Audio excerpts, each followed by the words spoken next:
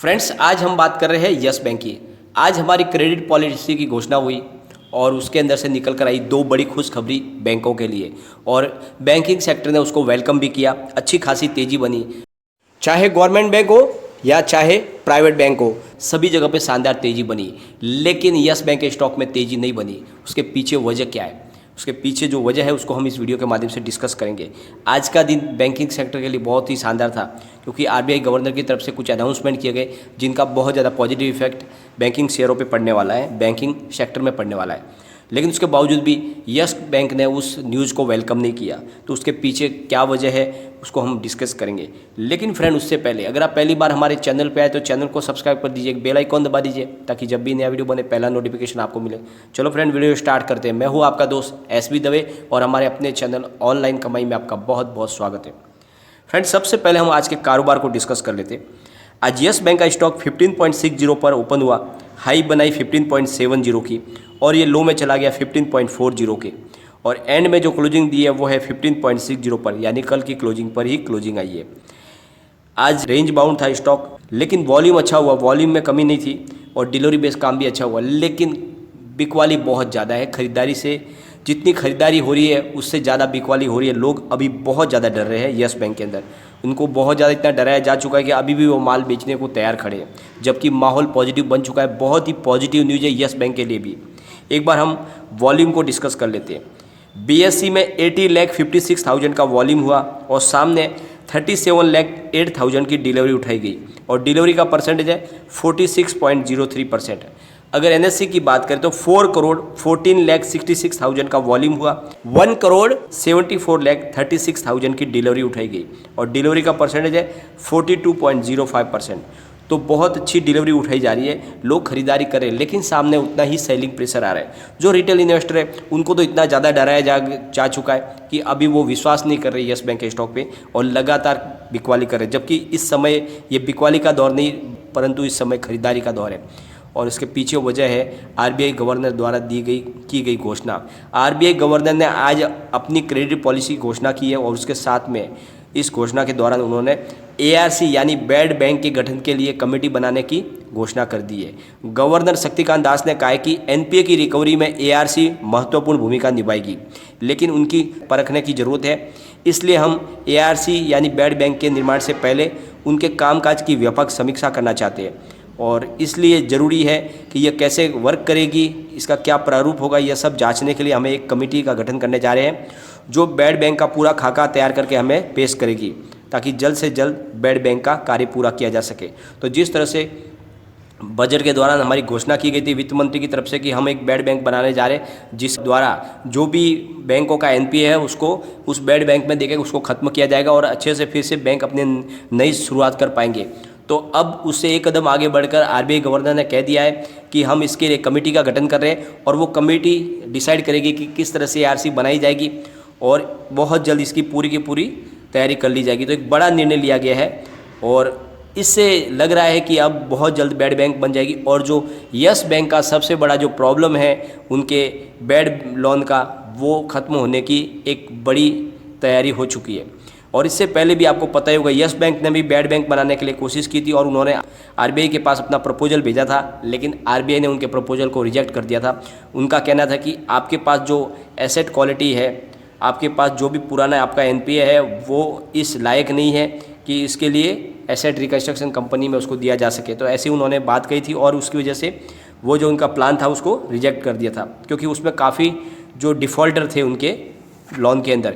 लेकिन उसके बाद में यस बैंक ने ऐसे बहुत सारे डिफ़ॉल्टरों के पास से अपनी रकम की वसूली की है। जैसे कि आपको पता ही होगा अनिल धीरूभाई अंबानी ग्रुप का मामला, उन्होंने बहुत ज़्यादा रिकवरी की है, डूबी हुई कंपनियों से लगातार वो पैसे निकाल रहे।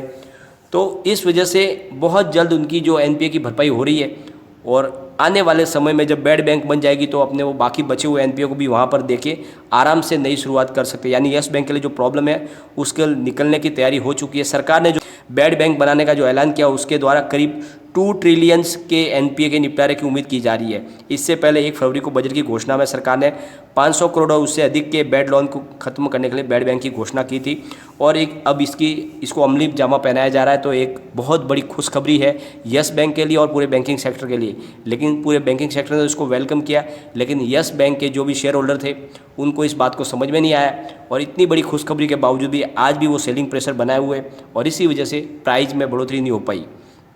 सेकेंड जो न्यूज़ निकल कर आई वो भी बहुत ज़्यादा पॉजिटिव है बैंकों के लिए और हमारे बाज़ार के लिए।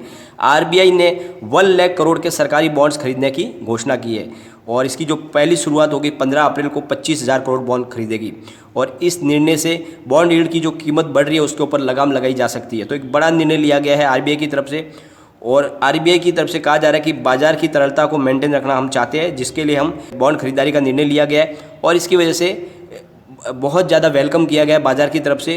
तो बैंकों के लिए 2 जो अच्छी खबर है, ये एक आरबीआई सरकारी बॉन्ड खरीदेगी, दूसरा बैड बैंक बहुत जल्द बन जाएगी। तो इसकी वजह से पूरे बैंकिंग सेक्टर ने इसको वेलकम किया, बहुत अच्छी तेज़ी बनी। लेकिन उसके बावजूद भी रिटेल इन्वेस्टर अभी भी इतने डर गए हैं कि वो यस बैंक से बाहर निकलना चाहते हैं, जबकि इस समय यस बैंक में निवेश करने का सही मौका है। बहुत जल्द अच्छा रिजल्ट आने वाला है क्योंकि यस बैंक ने जो अपने Q4 के जो आंकड़े पेश किए वो पॉजिटिव है, न कि निराशाजनक है। उसके बावजूद भी उसमें से नुक्स निकाले जा रहे हैं, उसमें से कमी निकाली जा रही है। Q3 के दरमियान जो कहा गया था, जो किया गया था वही कर रहे। Q3 का रिजल्ट भी बहुत ही शानदार था, प्रॉफिट अच्छा दिखाया था यस बैंक ने।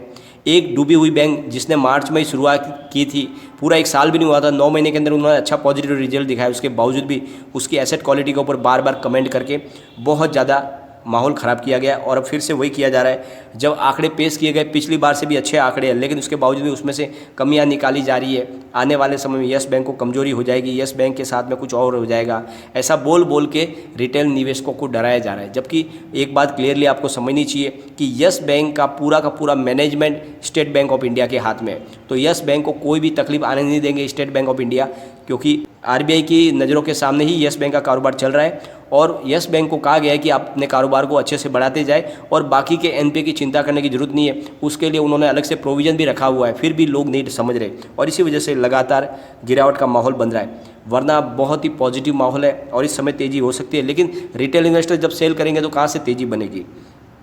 लगातार बहुत सारे टाइप भी कर रहे हैं। कल ही जो न्यूज़ निकल कर आई थी, यस बैंक ने मोबी सफर के साथ में, जो एक फिनटेक स्टार्टअप कंपनी है, उनके साथ में एक टाइप किया है और मोबाइल ऐप लॉन्च किया है रुपे कार्ड के द्वारा, जिसमें वॉलेट सर्विस दी जाएगी, जिसके द्वारा एक वॉलेट के माध्यम से हर तरह की बिलिंग हो सकते हैं, चाहे वो रेलवे टिकट हो या आप शॉपिंग करना चाहते हो, मूवी टिकट लेना चाहते हो, बहुत कुछ उसमें मिल जाएगा। तो एक बड़ी नई राह खोल रहा है यस बैंक अपनी तरफ से कारोबार को बढ़ाने के लिए। लगातार नए नए टाइप किए जा रहा है, बिजनेस को वो बढ़ाना चाहता है यस बैंक, लेकिन लोगों का भरोसा अभी भी नहीं बन पा रहा है क्योंकि उनको डराया जा चुका है। तो इसी वजह से वो लगातार सेल कर रहे हैं और ये जब तक सेलिंग प्रेशर रहेगा तो इसकी प्राइस नहीं बढ़ पाएगी। वरना पॉजिटिव माहौल है, यस बैंक अपनी तरफ से पूरा कोशिश कर रही है, प्राइस जरूर बढ़ेगी। और एक बात का ध्यान रखें, 14 के आसपास इसकी फेयर वैल्यू, इसके ऊपर ख़रीदारी बनती है, तो ये अभी भी इसकी प्राइस जो है 1560 के आसपास यहाँ से ख़रीदारी की जा सकती है, क्योंकि इसका जो टारगेट दिए जा रहे हैं वो है 1750 से 1850 के बीच में आ सकता है बहुत जल्द